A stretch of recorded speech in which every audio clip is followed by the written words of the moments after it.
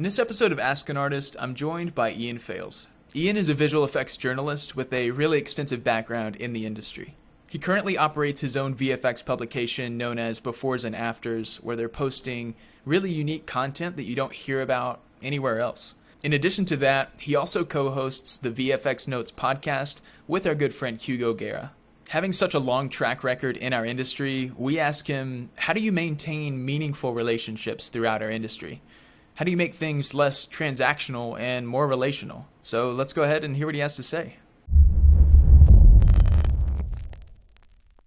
Hey everyone, Luke Thompson from ActionVFX here with another episode of Ask an Artist. Today's episode, I'm joined by Ian Fales from Befores and Afters and known throughout the industry in a couple of different places. But Ian, welcome to the show. Thanks, Luke. How are you? Great to be here. Yeah, doing great. Really excited to jump into this conversation. I know that we have been trying to get you on a show for a while. I know you're a little hesitant, but I'm glad it finally worked out. I don't know if I was hesitant. One of the problems in Australia is we're actually been in this 100-day plus lockdown because of COVID, obviously, and we're just coming out of it now. And that explains me having a crazy beard and hair. We haven't been allowed to get haircuts, so I'm really sorry about that. Oh my gosh! Yeah, hey, no worries at all. I'm sorry about that. That's not.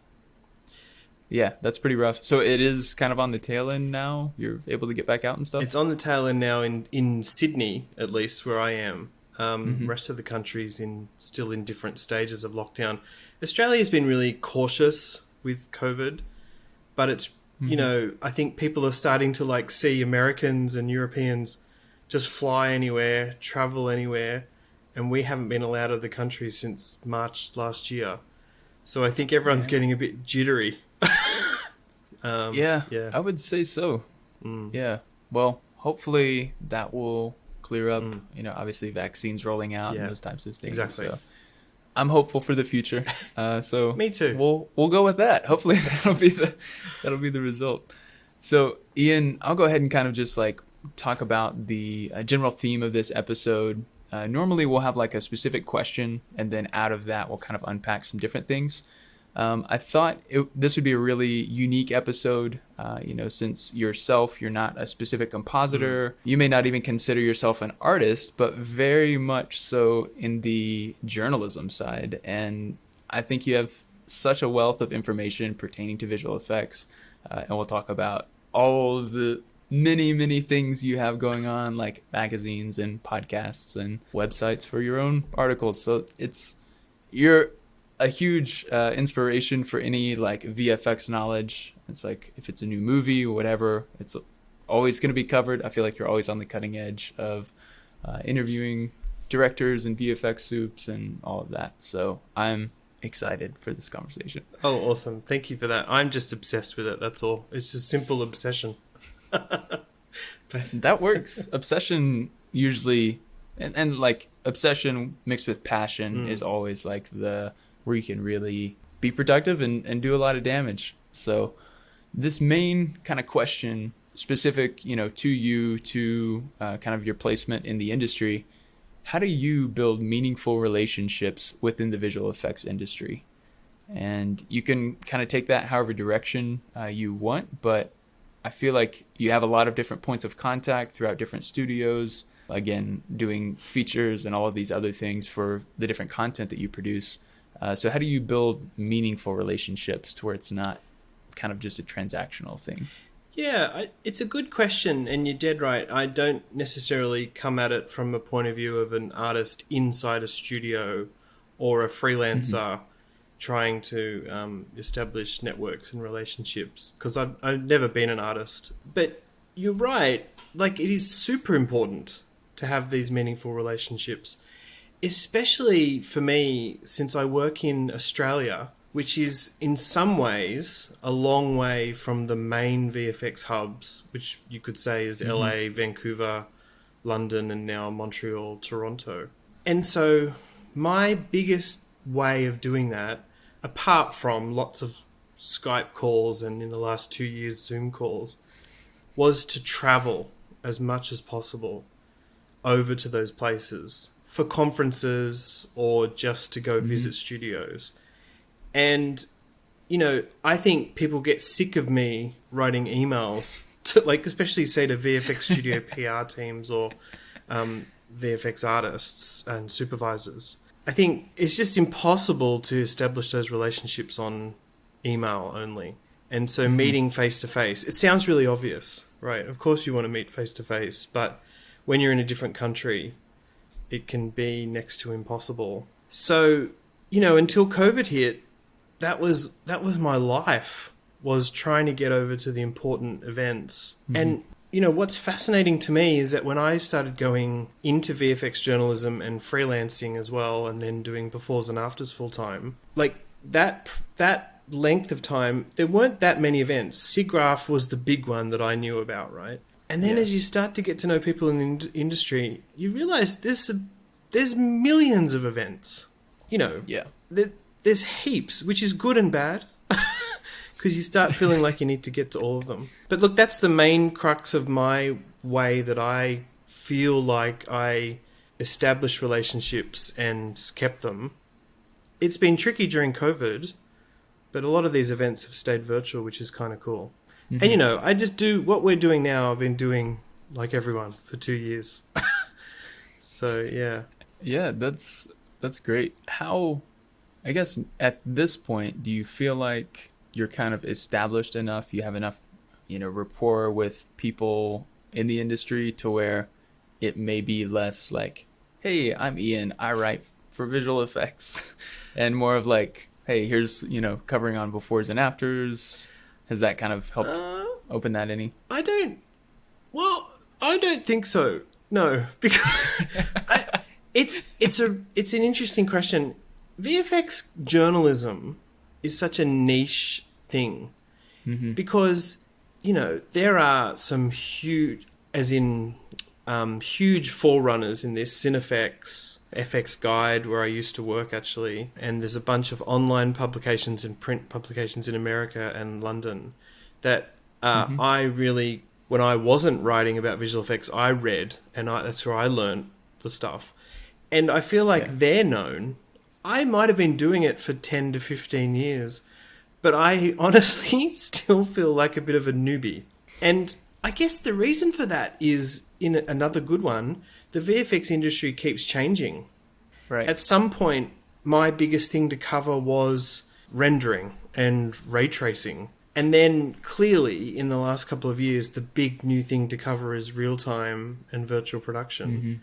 And so it's really interesting. I always feel like I'm still learning, but still need to learn, and often behind the 8 ball on this stuff. And it can be stressful sometimes, but actually it's a good thing. Because imagine if I was bored and thought that everything had been solved. Oh, we've solved digital humans. Oh, we've solved water sims. I mean, some people will say we have, but that's why, although I might know a lot of companies and people just because that's just a job, there's new companies and new people and new techniques cropping up all the time, which is good. Yep. Yeah. Yeah, it is good. And it's always really unfortunate when like a larger studio closes down, but it's almost like I see that happen, and for every large studio that closes down, there's 10 to 15 more that pop up of, you know, boutiques, and then they pick up steam and grow and sell to another larger company and kind of just do it again. You're dead right. That's the other thing that changes all the time. And, you know, I get really sad about that. Like when Rhythm and Hues went under, and then there's been some other companies recently, say the animation studio Tangent in Canada. That was really sad. And it's sad on a selfish level for me because often you've spent time getting to know the marketing team or the VFX soups there. But, you know, you're right. They do move on to other things, and there's just, well, I'm sure we'll talk about it, but there's an explosion of VFX work and animation work at the moment. So although several companies have closed over the last 5 years, it feels like a lot of people are still in work, which is good. Yeah, that's definitely a great thing. And it's always cool, you know, like on LinkedIn and stuff, to see so many other people. Like I know when Blue Sky shut down, because they had been around for a really long time, very established.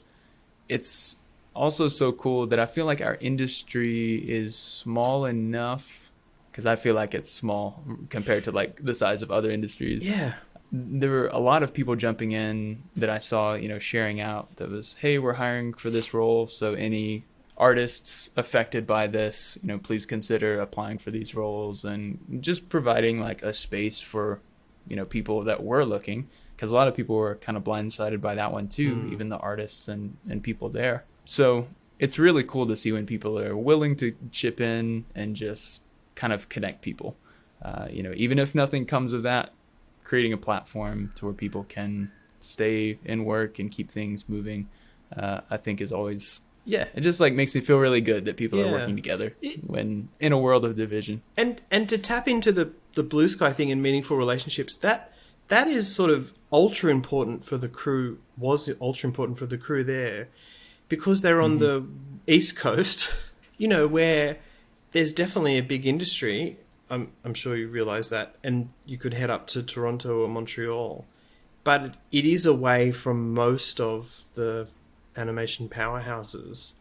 And I feel like a lot of the Blue Sky team had connected often with people at SIGGRAPH, for example. As you say, it's kind of small, so everyone knows everyone. But here's the other thing. The meaningful relationship stuff is not just about people outside your studio or circle. It's the friends you've made inside. And I do have a few friends who worked at Blue Sky, and I think apart from them being sad about not working on any Blue Sky type films, what they were most upset about was not working with their friends anymore. And I wonder whether that's something that VFX artists have to grapple with a lot more than, I don't know, say you were a lawyer or an accountant for 20 years in the same firm. Definitely some VFX and animation people stay somewhere for a long time, but generally you're a bit more nomadic. And I think it suits a lot of people, especially if you're young and you might not have a big family yet, or you're very adventurous, you want to move to New Zealand, Australia, Canada. But I reckon, that's probably one of the trickier things in terms of creating meaningful relationships, is you're moving around a bit. So you've got to be more agile. You've got to kind of be a bit more open to making fast friends. And that's just something different that I think people in VFX and freelancers have to deal with, that other kind of more traditional, perhaps non-creative industries don't have that problem so much. Yeah, that reminds me, I follow, I think the page is called MoGraph Memes on Instagram. And so all of the memes are just very specific to like someone passing through a studio really quickly, and they're ultra relevant, and I laugh way too hard at some of them. But to your point of people just kind of passing through and having those quick relationships, there was one I saw not too long ago that was talking about like, here's another birthday card for somebody that I've never met. Like, exactly. Just exactly. Best wishes, pass it on. Yeah. And I thought that was a little too accurate. Yeah. Possibly magnified during COVID when everyone was working from home. And I mean, people are still working from home. I remember I had a conversation with someone right at the beginning of COVID, probably April last year. And he was management role at a big studio in London. And he said a lot of the studios pivoted really quickly, and everyone got their tech up and running really quickly, and they were working from home. And actually, for the first couple of months, they were ridiculously efficient, and it was actually better, and he enjoyed it more because his team were all buddies already, because they'd worked together at the office in London. He said later, though, when, of course, a new project came along and the team disbanded or people were added to, you were adding people who had never worked in the office, never worked with Jim or Sarah, and won't have met them face to face for like a year. And I don't know how they managed, but they obviously have. People have been producing amazing work. But that's a fascinating thing to me, because you do, as I understand it, you create these real camaraderies on these tough shows? And can you create those as easily, via Zoom? I'm sure you can. And there's plenty of workforces around the world, not in VFX, that do it all remotely. I mean, we're not that original or individual, but that's another big thing that's happened in VFX. Yeah, I do think it provides a really unique challenge as well with VFX as opposed to other types of industries, just given the nature of what people are working on. It's usually protected behind some industry-leading security for the things that they're working on, large file sizes, having to have reviews. There's been a couple services pop up, like AWS has actually rolled out Amazon Nimble Studio that was pretty interesting. That caught my eye, just as trying to be built for that studio environment to where, hey, we have 10 new artists. Within X amount of time, we can pick whatever cloud-based machine we want them editing at. They could work on a Chromebook. It doesn't matter because it's all cloud computing. But then their latency, refresh rate, all of those things has been able to be cut down because everything's in the cloud and it's rendering to the cloud. So you're not having those file transfers and stuff. But there's so many like added components for visual effects where I feel like if we were a marketing agency and we're just meeting on video calls and all we have are Google Docs and spreadsheets and could still have video files, if we had like an in-house production. But I feel like those even of themselves are like two totally different worlds. And a lot of people are like, well, I've been doing this remote for forever. I'm like, yeah, but you don't have artists that have, towers that are, 10 to 12 grand because of the GPUs that they have to do their job.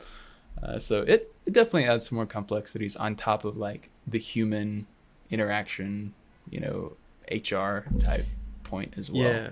I think the funniest thing is if you talk to people now, it's October, right? 2021. If you talk to them in October last year, no one would have imagined we'd probably still be working from home.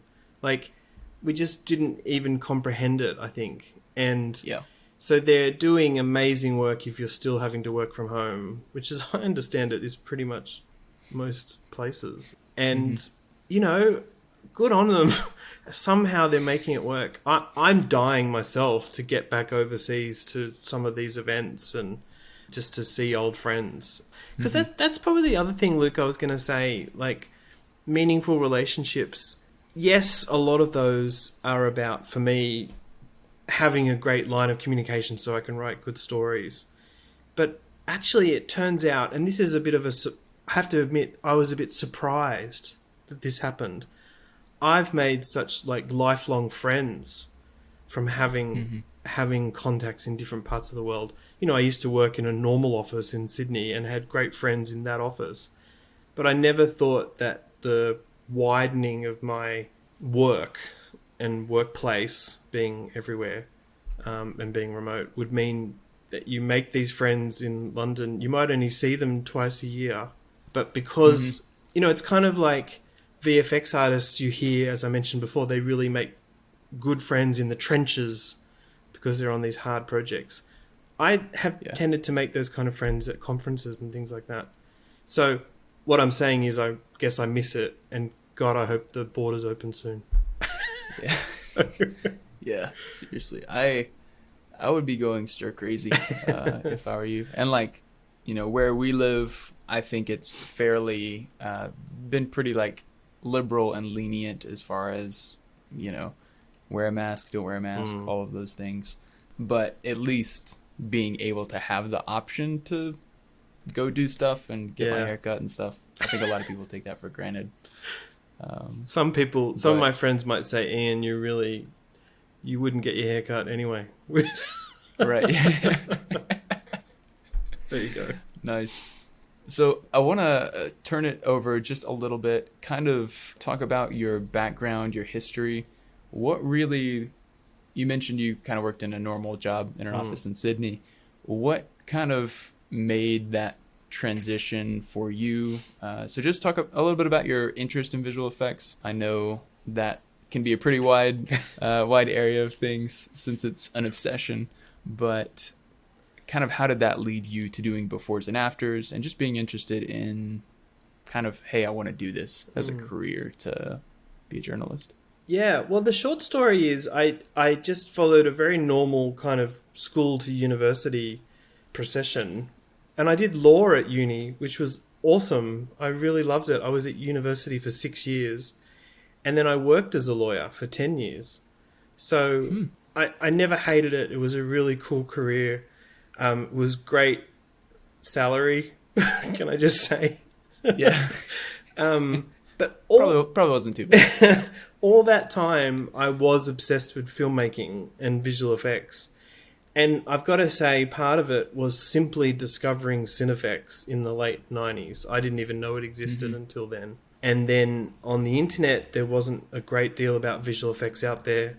Todd Vasari from ILM, who's now at ILM, had this amazing website called VFX HQ, which was so brilliant. It's still up and running. And that really was something I looked at every day. Then I never... Is it like a forum? Pardon? Was that like a forum for He listed VFX? films from each year, and then I think he did interviews and talked to the people who worked on them and had image, and That's this cool. wasn't, nothing was like this. There was nothing like this around. So, and this was all before social media as well. It was huge. It was very influential. And Todd and I are friends to this day. There's a meaningful relationship. But I never thought that VFX journalism was the thing I could do because, I just was someone in Australia. So I went and did this other job. At one point, blogging suddenly became a thing in the early 2000s. So I started a blog called VFX Blog. And all I did was I basically treated VFX Blog like Twitter is now, where I just posted links to stories, other stories. And then I started doing interviews just because that was possible and recording them on do you ever, those analog phones where you actually plug it into something? Oh, it was so weird. Yeah. So weird. And making international phone calls. I couldn't believe it. So cool. It was cool. And I would do interviews in the morning in Australia because that was afternoon time in Los Angeles. Go to work, come back from work and transcribe them. You couldn't send it off for transcription then. Yeah. And then write them. And so I didn't sleep and soon realized I was kind of obsessed with it. At some point, the guys at FXGuide noticed what I was doing and I started kind of writing stories for them. And then they said, why don't you just come and work with us, for us? Because they were in Sydney. And they also ran FX PhD. So it was this ridiculous thing where I was like a lawyer, but I really wanted to do this other thing. And I figured it was the only opportunity I had. So I took it. And FXGuide and FX PhD turned out to be amazing because not only could I get to write those stories, I could get over to SIGGRAPH. I could use the VFX training to learn about VFX. And there was so much I didn't know. Still so much I don't know. Same. Yeah. And basically that's what happened. And FXGuide was a 5-year thing, which I just loved to death. And then I left and started freelancing for magazines and different publications, having no idea that they needed writers. So that was really cool. And then, not to diss any publication or anything like that, but when you have to write stories for someone else, it turns out that's tricky because they have an idea about what they want. You have an idea and there's deadlines, which fair enough. I mean, they're paying you. But I didn't love that because I found that tricky in VFX because we could talk about this later. But most studios actually don't, as in film studios, don't really want you talking about the visual effects, weirdly. Yep. Yeah, that's a real challenge. So I just had this name befores and afters in my mind, and Gmail, actually my Gmail address for 20 years has been befores and afters. So I started that website. I still do some freelance writing for some publications that I love, but basically befores and afters has become the full-time thing, which is really cool. This has turned into a long story, not a short story. No, that's good. And I think I've been I mean, I've been following you, since we started ActionVFX 2016 or so. And the most, I think, exciting thing, and I still haven't, this is 100% my fault, I still haven't gotten an actual copy in my hand of your new magazine. Oh, right. From Befores and Afters. Yeah. But talk about that a little bit. Like, there it is. Has that just been something you wanted to do? Yes. So that's issue 3. 4? That's 3. issue 3. Yeah. Issue 3. Yeah, I mean, I just got obsessed, as I keep saying, with receiving a Syfy in the mail for years and other magazines. And I had mostly written for online publications, and of course Befores and Afters and VFX blog was online. And there is something great about that because you can share the story widely. It's easy to post. It's good for advertising, that sort of thing. But I am one of those people who just love holding books or magazines in my hand and reading them when I want, on the train or plane or just on the couch. And so I always had that idea in my head. I had no idea how to do it, but then there's been this rise of on-demand printing, basically. So that's how I do the magazine, design it and get it printed different places around the world and sent out. Unfortunately, sending out magazines around the world is really expensive and really hard. Yeah. So I'm still working that out. That to me is a real challenge because I don't want it to cost a lot of money for people to get it shipped. But it's just part of the trickiness. My thing is also the magazine is full of stories that I wouldn't necessarily and haven't been publishing online in general. They're kind of obscure, like in-depth, bit weird pieces. One of the first ones was about stuffies, like stand-ins in visual effects, and heaps of VFX soups and studios sent me imagery. It was amazing. Amazing story.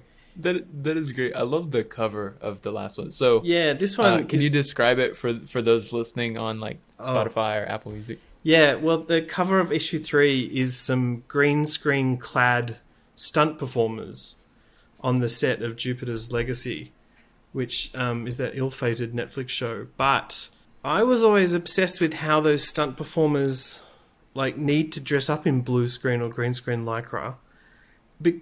And like, well, what is that like for them on set? I know from the VFX perspective, it's about, being able to key them out or rotor them out easily.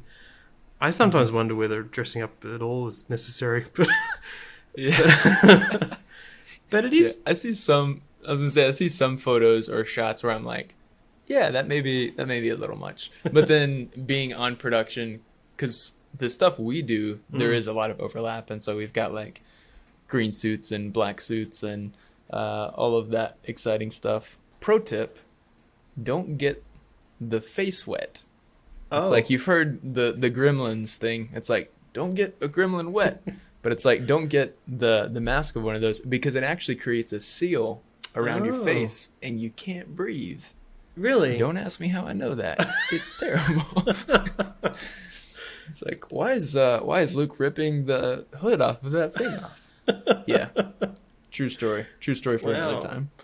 Yeah, well, I just thought also there were some stories that we don't tend to read about in VFX because, the big Marvel film comes out and we generally, all us journalists, we talk to the same supervisors, which is great.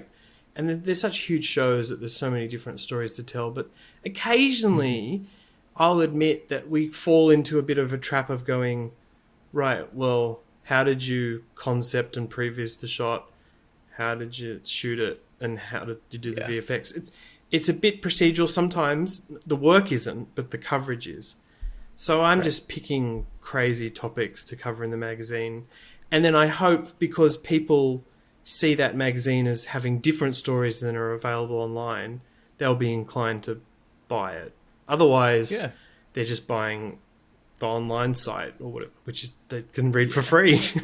I think that's a really great idea, though, because that just adds more value to it. I mean, obviously, it's more work for you to, put all of that together and organize it. But for someone that is in this. It's their profession. It's their craft. I think there's a lot of appreciation that goes into, as you said, being able to hold something like that and read about, whether that's historically artifacts, VFX artifacts, or anything else that's discussed. I think that adds a really fresh take on kind of the content that's already out there.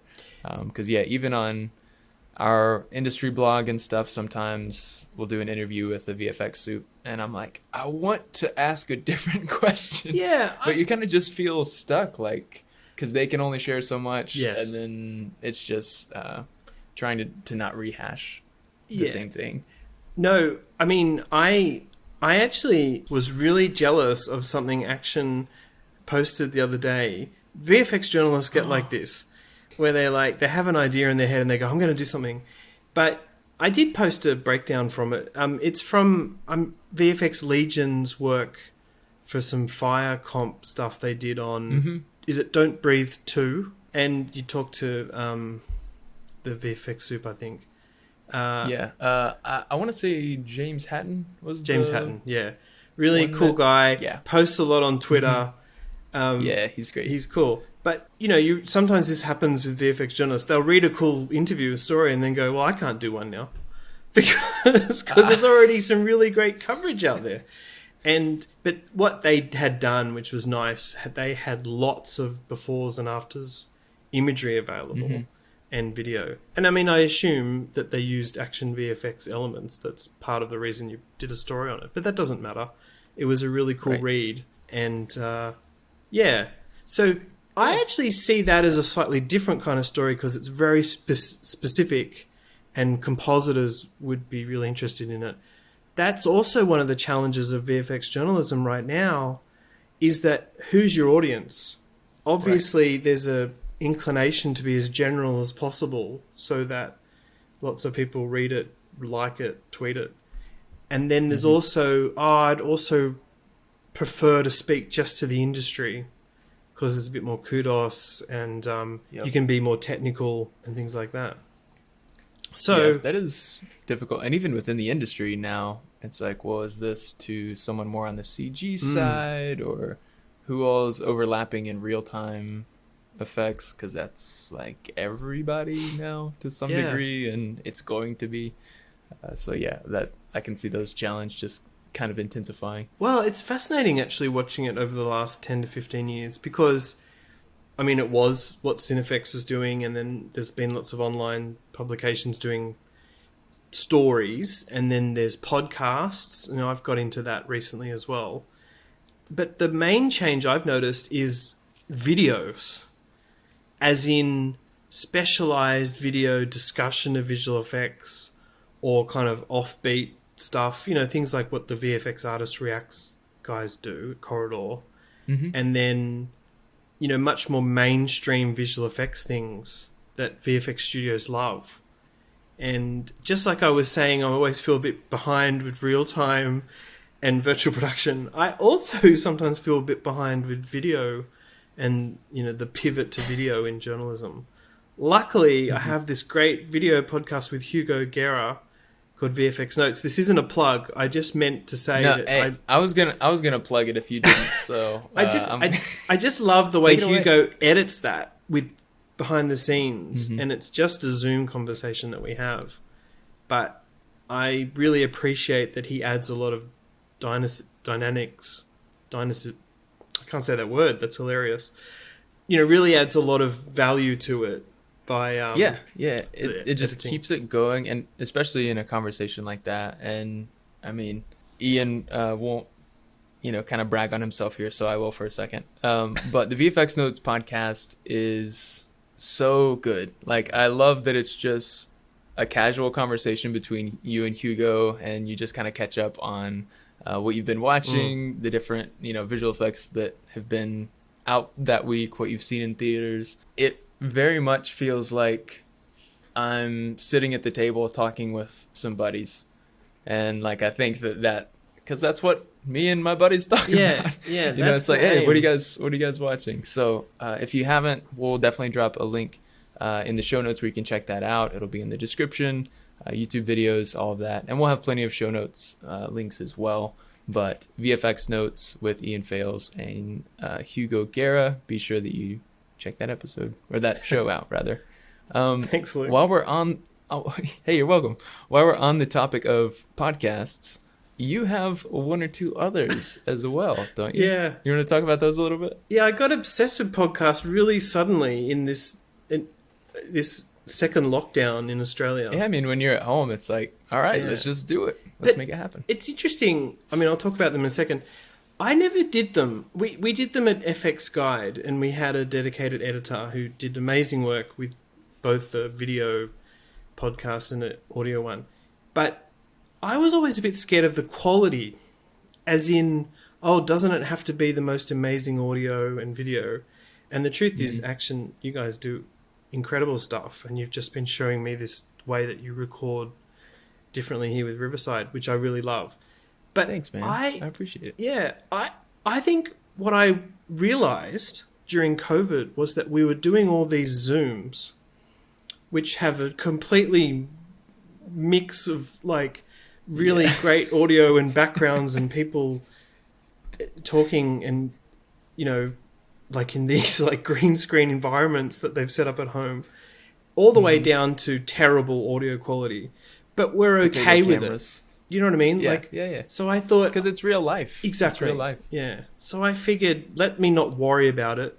I won't even care if the doorbell rings or the cat walks by or whatever it is, you know. And so that gave me confidence to just start audio recording these things properly as podcasts. And I then had an idea that I didn't just want to start the befores and afters podcasts, because I felt like there'd be multiple areas and topics and themes. So I thought I'd start 4 all at once. One, I like it. It's like, maybe ramp. No, like we're just going to jump in 4 shows running in tandem. Yeah. One of them is VFX honestly Notes with Hugo. I honestly love it. Yeah. But the others are VFX Firsts, which is slightly unusual one where I pick a tool or a technique or something in visual effects history as the first time it was done, like the first digital map painting or something.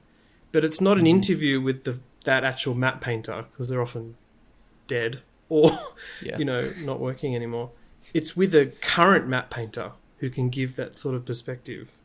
So that's VFX First. That's cool, yeah. And the other one is called VFX Artifacts, which is about picking like a model or a map painting or a tool, piece of software or something, and talking about that with the actual maker. And the one that I think is the one that will be ongoing for forever is called VFX Futures. And the idea there is to capture the big changes that are happening in virtual production, real time, AI, but you know, even just new things in VFX. So yeah, look, Luke, I totally have given a plug to each of them now. No, that's what I wanted. Honestly, like I think that there's enough content in the world to go around, and we have you on this show for a reason, and I want everyone to know about your content as well. So we will have links to each of those separate shows in the show notes below, or whatever platform you're listening on. You'll be able to find those.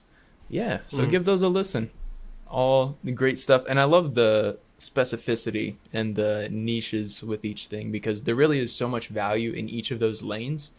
But it's like you have to have a way to keep it organized, and you could just do one and then have like 300 episodes, but then I think that would get a little messy trying to figure out which is which. I mean, that may well happen. I sometimes think of all this stuff as a huge experiment, because as I keep saying, everything changes, and you know, if I had such a firm idea I wanted to be a VFX journalist, I would have done it when I was 18, you know, or something like that. Yeah. But I can hide behind the fact that I pretend to be a newbie, but it works. No, so. I mean, I think that's a very important and insightful mindset to bring to anything. I think the day that I walk on a set or in a meeting and I think that I'm the expert in the room is the day that I have lost. Because if I'm doing my job the right way, I'm surrounding myself with people that are way smarter than I am and have been doing their thing. And that's what makes the team environment work. Like, if it were up to me to build the best products at ActionVFX, we're not having the best products. And like, I have no problem saying that. If it were up to me to create, the best like product thumbnail images or whatever, like, it's not going to happen. But as a whole, I still have my part to play with the business, with the company, just trying to lead people well, help them identify what they're good at and what they're not so good at, and then kind of building their career paths based off of that. And I think when people are in the position where they always approach something with that humility and that humble mindset, that's just like a recipe for a really solid team, because it doesn't matter if someone just started their first day with us as an intern. If they're like, Luke, I think you could, do this way, and that's a valid point, then that's not going to offend me. It's not going to drag my ego into anything, because it's like, oh yeah, you're totally right. I'm glad that you showed me that. And ultimately, that's how we make better stuff. That's how we can raise our quality levels of our products and the content that we put out. So I honestly like that approach a lot, of being the newbie. And that's really, because everything's always going to be changing. Like, you have these foundational principles for visual effects and how to approach art and other projects, but the tools, the technology, everything in that realm has to be agnostic, because it's going to be different in 2 weeks, if not sooner. And it really is. It really feels like that. I totally agree with you about what you said, by the way. And can I say also, I really like something you just said, which was there's enough content to go around. I totally agree with that. I love that everyone is doing different things in this VFX coverage space. Videos, podcasts, the normal articles. Some people just tweet great things, and it's actually a challenge to keep up with it all. But that's again, it's a good thing. It's just exploding at the moment, right? So, but yeah, there is plenty of content to go around. You're dead right. I'm sure there's still people in the industry that are a little more closed-minded when it comes to that kind of thing. But yeah, especially us, like, we build our products for artists' quality of life.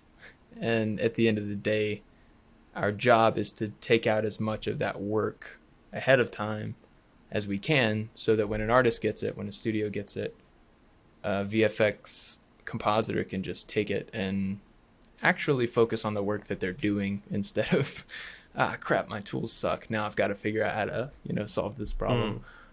So I think that there's just a lot in that. But Ian, as we start to wrap up here a little bit, where else can people find you at as far as social media? Where are you most active? What are your favorite platforms?